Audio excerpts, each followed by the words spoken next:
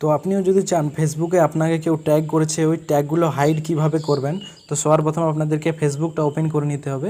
তো চলো এখানে আমি ফেসবুকটা ওপেন করে নিচ্ছি। ফেসবুকটা ওপেন করার পরে এখানে আপনাকে থ্রি লাইনে ক্লিক করে দিতে হবে, এইখানে প্রোফাইল আইকনে। তারপরে এখানে আপনাকে এই প্রোফাইল আইকনে এখানে ক্লিক করে দিতে হবে।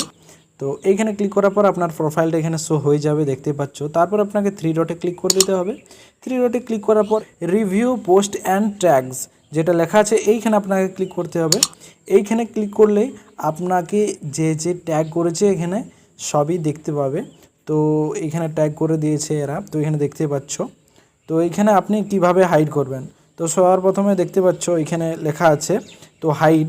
তো এখানে আপনাকে হাইডে ক্লিক করে দিতে হবে।